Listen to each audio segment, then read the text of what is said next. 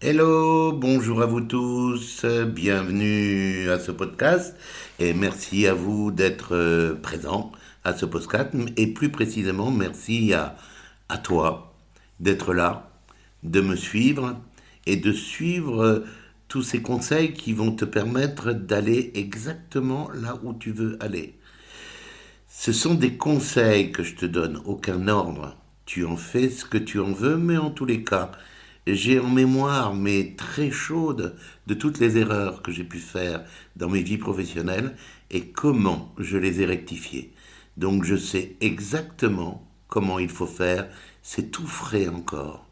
Et je te remercie vraiment de tout faire pour prendre les rênes de ta vie en main.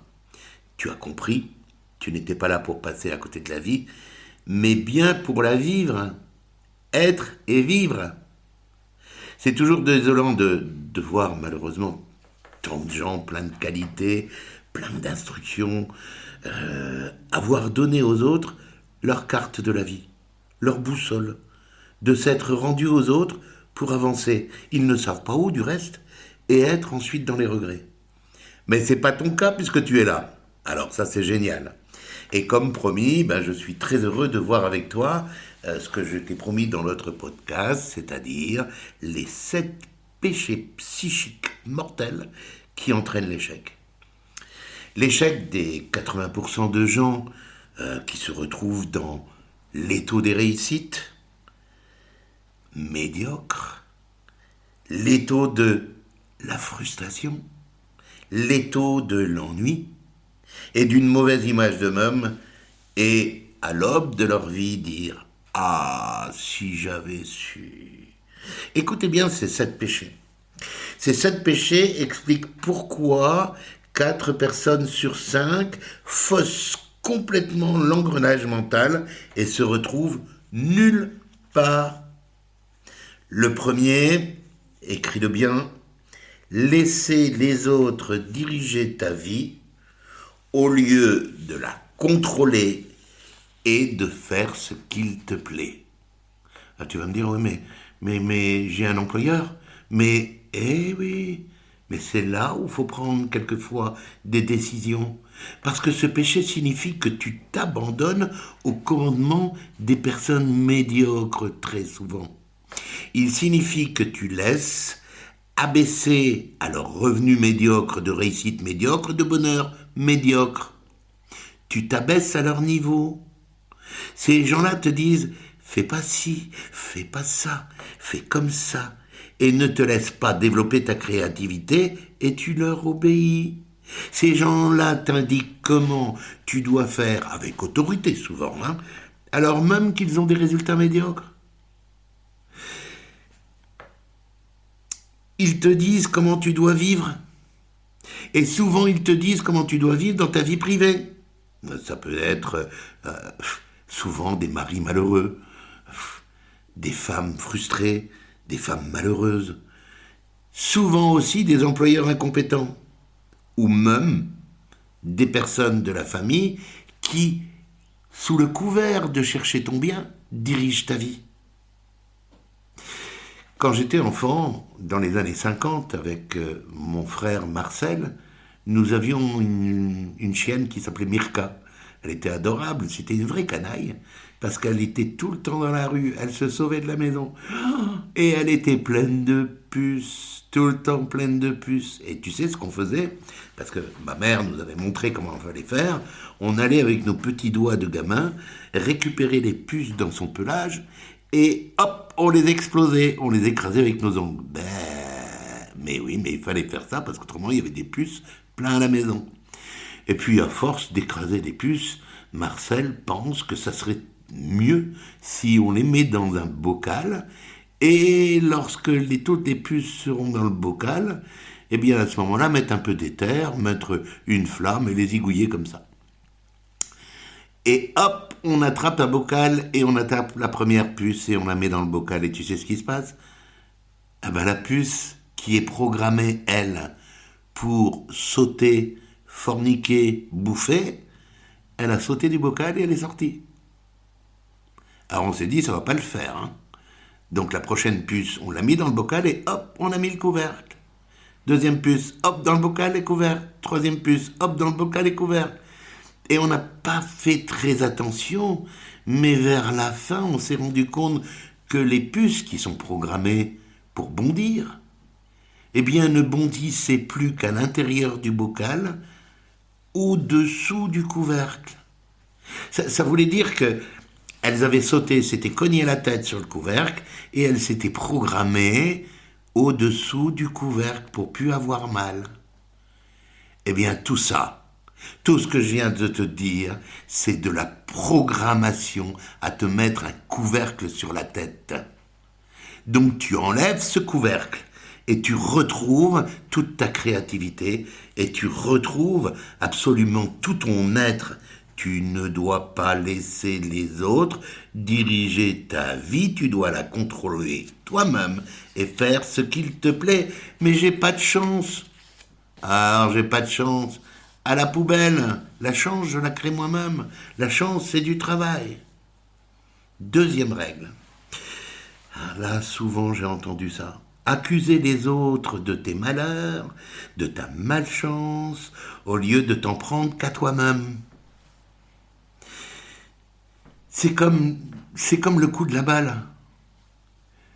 Quand tu jettes une balle, les gens souvent te disent « Ouais, mais on ne sait pas où elle va aller. » Eh bien si, c'est pas du hasard. Ça va être dû à la composition de cette balle.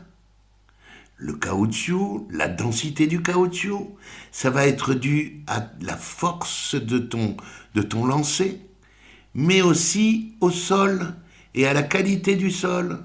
Donc ta balle ira pas au hasard, elle ira exactement là où elle doit aller. C'est les gens médiocres qui disent que c'est la faute des autres. Les gens médiocres qui disent que s'ils ne réussissent pas à vendre, s'ils ne réussissent pas à avancer, c'est toujours la faute de l'autre. Ils ont rendu leur psyché aux masses. C'est comme quand il y a un accident. Ah, ben c'est de la faute de l'autre. Il a freiné trop brusquement, je lui ai rentré dans les fesses. Mais si tu avais été attentif, ça ne serait pas arrivé. Si tu avais pris les distances avec cette voiture, eh bien ça ne serait pas arrivé. De tout ce qui t'arrive, il n'y a aucun hasard. De tout ce qui t'arrive, eh bien ça n'est certainement pas de la faute des autres.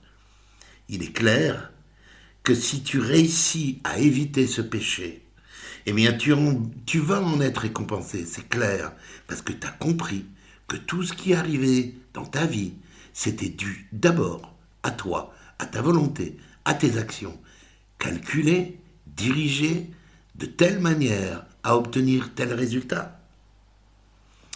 Troisième péché, note bien, ne pas savoir te vendre, faire preuve d'un mépris permanent envers tes propres possibilités.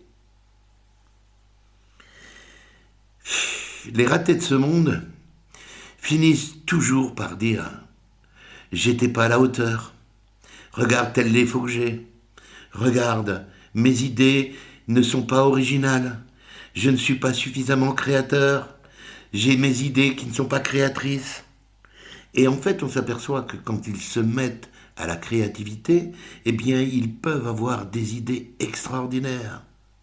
S'ils arrivent à mettre en place ces réflexions, sans pour cela avoir un niveau d'instruction énorme, mais simplement une bonne intelligence. Souvent, les gens exagèrent l'intelligence des autres et ils annihilent la leur. Alors crois en toi, regarde-toi dans ce miroir. Tu es un être unique, tu es rare et précieux. Crois en ta créativité. Pose-toi tranquillement et laisse tes rêves aboutir vers une mise en action de ce que tu veux. Et tu vas voir, tu pourras croire en toi et avoir confiance en toi. Laisse cette créativité avancer à l'intérieur de tes veines. Elle est là. Elle est là. Détiens-la. Prends-la à pleine main maintenant. Quatrième péché. Laisser la peur dominer chacune des phases de ma vie. Alors là, on fera un podcast tout à fait particulier sur les peurs. On pourra même, si vous le voulez, faire une formation spécialement sur les peurs. Parce que la peur, comme je disais à Alex encore l'autre jour, la peur n'existe pas. La peur est une vision de l'esprit. La peur, à moins qu'elle soit physique, eh bien, c'est une illusion. Peur des autres, peur de ce qu'ils vont dire, peur de ceci, peur de perdre un ami, peur, stop la peur. Tu peux avoir peur si tu marches sur un câble à 10 mètres de hauteur sans assurance. Et tu vas supprimer cette peur physique en mettant une assurance avec un câble qui te retient si jamais tu glisses. Voilà. Alors, les autres peurs, c'est vraiment que de l'illusion. C'est à la limite de la bêtise. Cinquième point, note, ne pas savoir diriger ton processus psychique, ne pas organiser ton esprit en fonction de tes buts, de tes objectifs. Là aussi, ça fera l'objet d'un poste tout à fait particulier à partir du moment où on aura ensemble travaillé sur la situation actuelle et sur la situation idéale. Nous allons ensemble tracer un cheminement, un itinéraire qui va te permettre d'aller jusqu'à ton but à atteindre. Trop souvent, les gens qui ont ce péché-là, eh bien, ce sont des exécutants de deuxième et de troisième ordre. Ils n'ont aucun but dans la vie. En fait, ils dérivent mentalement. En fait, ils souhaitent au lieu de décider. Il est clair que ça commence par un souhait, ça commence par un rêve, un souhait, c'est mis noir sur blanc, et ensuite c'est écrit, c'est indélébile, et ensuite c'est de l'action. Sixième péché, s'intéresser tellement à soi-même et à tes soi-disant défauts que t'oublies d'apprendre les secrets magiques qui permettent de dépasser les autres pour réussir. Ah là là là là. En fait, on s'aperçoit que les gens qui sont bloqués avec ça, eh bien, ne savent pas s'aimer. Ils ne savent pas se respecter et ils ne savent pas aimer et respecter les autres. Il leur manque quelque chose. Et ce qui leur manque fondamentalement, eh bien, c'est l'amour. Ici, il n'est pas question de faire du narcissisme ou d'avoir de l'ego surdimensionné sur soi-même. Mais très souvent, les défauts de certaines personnes, eh bien, peuvent devenir leur qualité. Et tes défauts, si ça se trouve, ou ce que tu penses être tes défauts, sont peut-être des qualités. Alors, apprécie-toi, apprécie les autres, fais en sorte calmement de respecter les autres et d'amener avec force et détermination, tout en respectant les autres, eh bien, à amener quelque chose au profit des autres. Écoute les autres.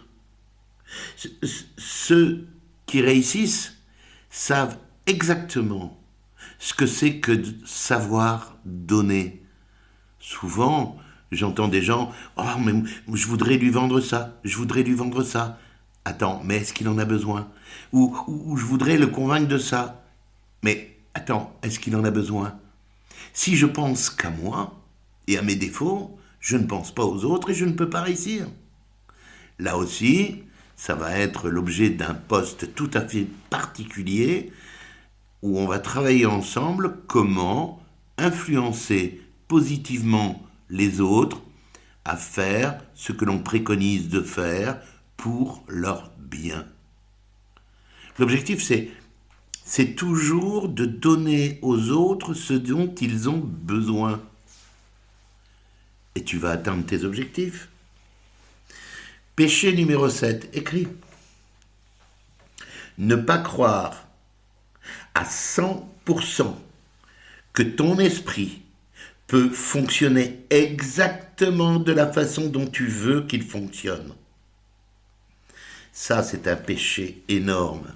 Je te parlerai de la loi d'attraction lors d'un podcast. Et tu vas tout comprendre. Ici, avec ton esprit, tu peux faire ce que tu souhaites. Ne pas penser que tu peux gagner, ne pas penser que tu peux réussir, ne pas penser que tu peux avoir plus d'argent, ne pas penser que tu peux avoir plus d'influence, ne pas penser que tu peux avoir une véritable paix intérieure, ne pas penser que tu peux avoir une belle vie humaine et vecteur positif pour le bien de la planète, c'est la mort. Tu dois penser que tout est capable, que tu peux croire à organiser ton esprit pour t'amener vers ça. Il faut que tu aies la foi et que tu aies non seulement la foi, mais une grande sagesse. On dit quelquefois que la foi peut bouger les montagnes.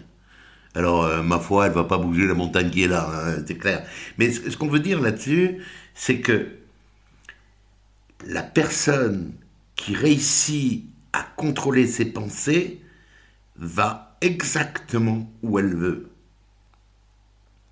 Et donc tu dois réussir à contrôler tes pensées. Et ce n'est pas tes pensées qui doivent te contrôler.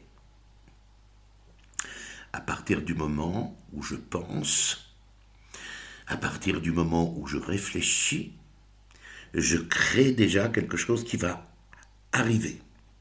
Les pensées ne servent à rien. Seules les pensées qui entraînent des actions donnent des résultats. Alors si ton esprit ne fait que penser, mets-le au frigo. Et au lieu d'utiliser ta partie créatrice, ta partie féminine, à te faire du tort, utilise cette partie féminine créatrice à réfléchir. Et bien maintenant, je voudrais rappeler, au-delà de ces 7 péchés, quelque chose de fondamental. C'est que la vie est trop courte pour être petite. Elle est trop courte pour être petite. Il faut qu'elle soit remplie de belles choses. Dans ton chemin de vie sur cette terre, il faut que tu aies réalisé quelque chose qui te rende heureux d'avoir fait ce chemin dans cette vie-là. Souvent, les gens qui me suivaient lorsque j'étais en France en formation ou en intervention sur le développement personnel, je prenais à partie très souvent les salles et je leur demandais comme ça de brûle pour point combien pensez-vous qu'un être humain vit-il de jours ? Et je donnais 2-3 secondes pour avoir la réponse. Et j'avais souvent comme réponse 200 000, 150 000, 100 000 jours. 100 000 jours. 100 000 jours. 100 000 jours, tu sais ce que c'est ? C'est au moins 4 vies. C'est 4 vies complètes. La moyenne de vie actuellement est de 25 700 jours. Alors, tu sais ce que tu vas faire tranquillement là maintenant ?